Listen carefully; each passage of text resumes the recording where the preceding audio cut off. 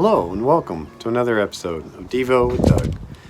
I'm Doug Campbell and I'm glad that you joined me again this evening. And today I want to continue in our study of the heroes of faith, or the Hall of Faith, in Hebrews 11. Today I want to look at Hebrews 11 verses 5 and 6, and then we'll look back in the Old Testament and recall the life of Enoch. This one is going to be titled "Be Like Enoch," or "Be More Like Enoch," when it comes to faith. So let's read these verses here in Hebrews 11, verses 5 and 6. And it says, "By faith, Enoch was taken from this life, so that he did not experience death. He could not be found because God had taken him away.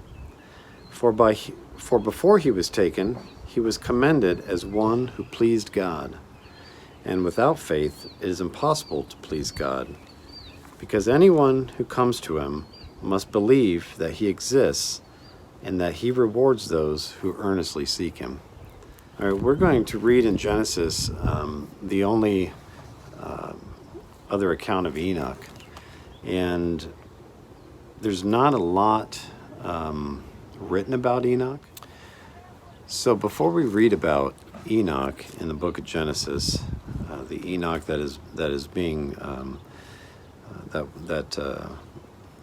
we're talking about here in Hebrews, I want to read on from where I left off at the story of Cain and Abel last week, and we'll see where the descendants of Cain ended up versus the descendants of Seth. And they're all descendants of Adam, but obviously that tree branch, the tree split off in two very opposite directions. So the first scripture I want to read is Genesis chapter 4, and we're going to start in verse 17 and go to 24.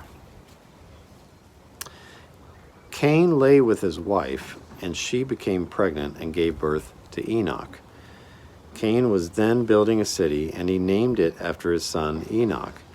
To Enoch was born Irad, and Irad was the father of Mehujael, and Mehujael was the father of Methushael, and Methushael was the father of Lamech.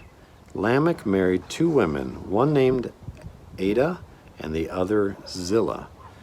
Ada gave birth to Jabal. He was the father of those who live in tents and raise livestock. His brother's name was Jubal. He was the father of all who play the harp and flute. Zillah also had a son, Tubal-Cain, who forged all kinds of tools out of bronze and iron. Tubal-Cain's sister was Naamah.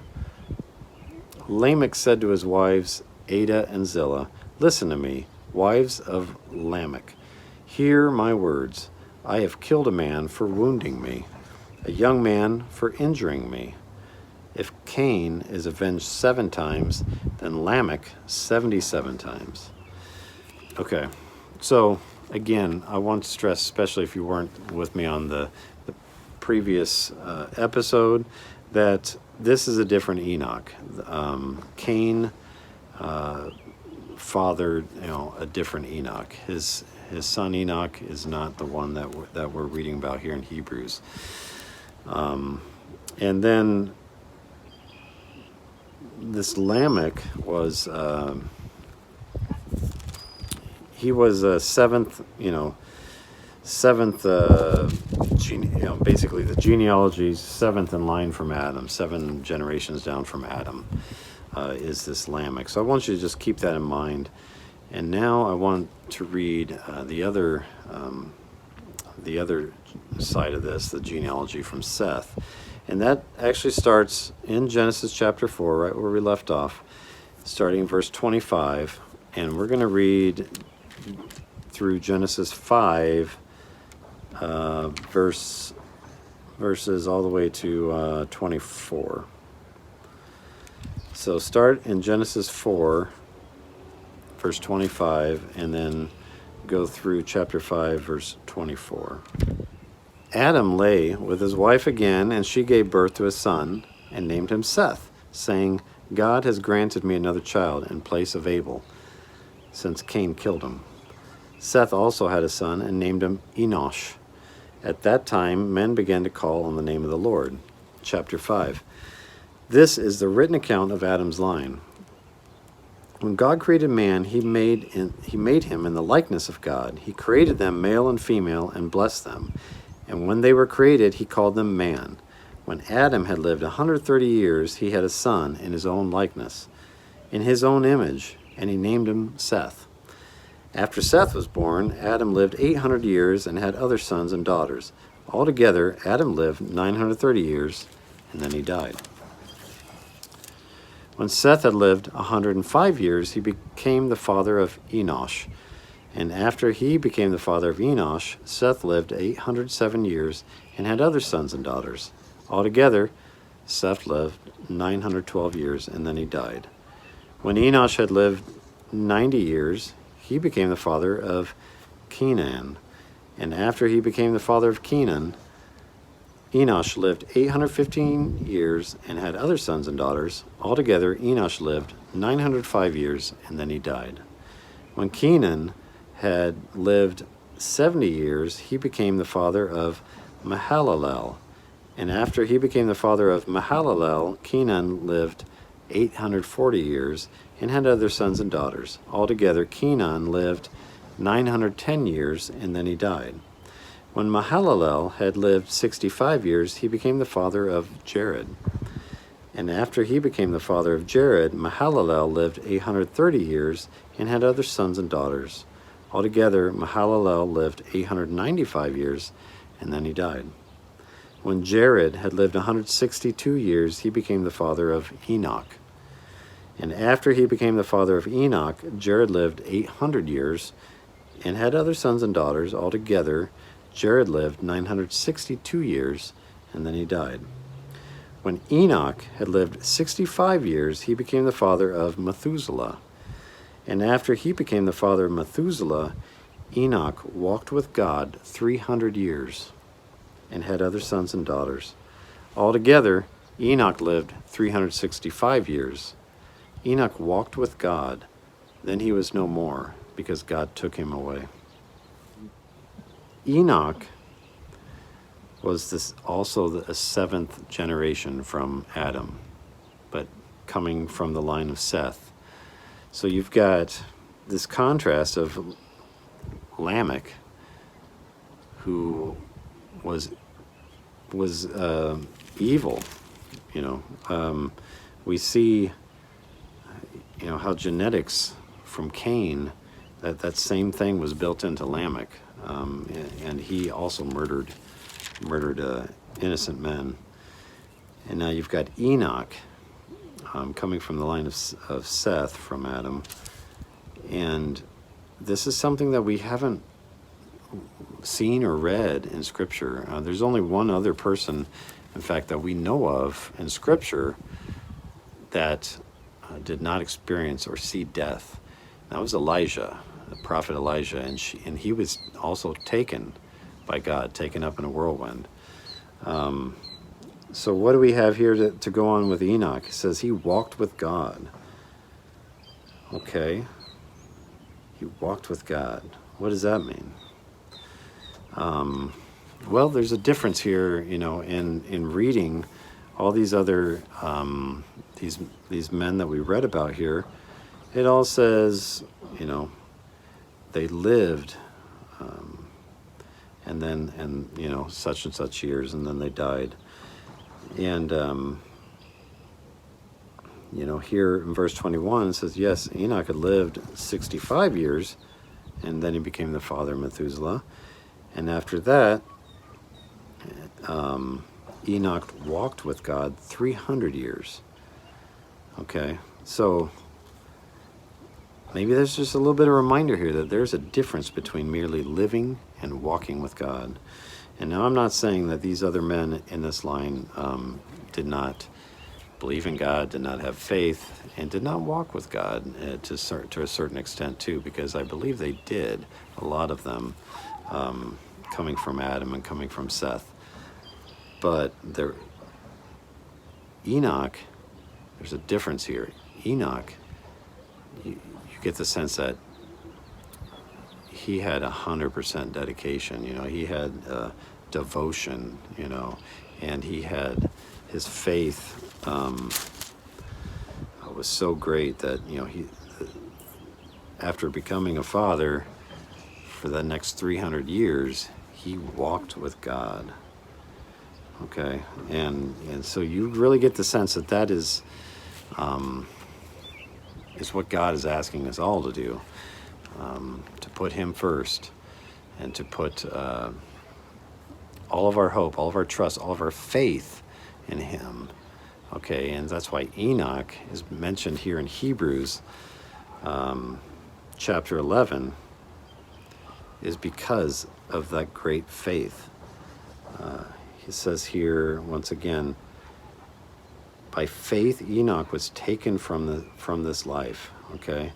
And he did not experience death because God had taken him away. It says, for before he was taken, he was commended as one who pleased God. Okay, so do we walk with God? Do we please God? By all means, as Christians, we should be at least walking with God, pleasing God. But we read about Enoch here. I want you to say, I need to be more like Enoch. I need to be more like this man that walked with God so closely that God said, let's walk right into eternity together. You're not going to experience death and the pain and suffering that brings. We're going to walk right into eternity together. How amazing is that? You really get a sense of, like I said, his devotion, his faith was so strong with God that he devoted himself for 300 years and walked with God, and God responded with, let's keep on walking. Let's walk right into eternity together. And that's awesome. So we need to be more like Enoch. We need to walk with God and have that kind of devotion. I'm not guaranteeing that God's going to take you up and not you're not going to experience death. I'm not going to guarantee that. That's all in God's hands. But we need to have the kind of faith that Enoch has. We need to be more like Enoch. And again, just like last week, I said, we need to be like Abel, and we need to not be like Cain. In this instance here, we need to be like Enoch, and we need not to be like Lamech.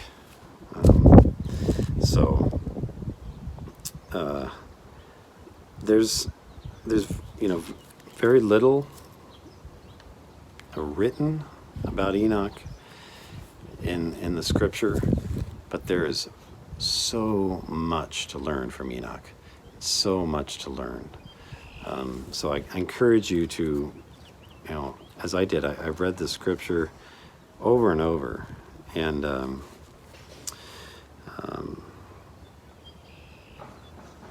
it, you get a better sense of Enoch each time you read it, and what must his life look like as he walked with God. So let's close out there, and I just want to take a little bit of time to say thank you. As I mentioned last week, that was my 52nd episode. A full year of Devo with Doug's, and unexpectedly, I had some of you out there that congratulated me, that showered me with some incredible gifts from the heart, and I even got a banquet dinner, and so I just want to say thank you. You all know who you are, and those of you that are watching that said, "Oh, I forgot to send Doug my gift." Well, I will give you my address. It's 604. No, just kidding. Just kidding. No, but I do want to thank everyone for watching, and thank everyone for studying with me. And yeah, it's my pleasure doing this, and I'm humbled to have so many that I know go beyond the boundaries of the Des Moines area. I know they extend to the coasts, and to the south, and to other parts of the Midwest, and I'm just humbled by that, and I want to just give you my thanks.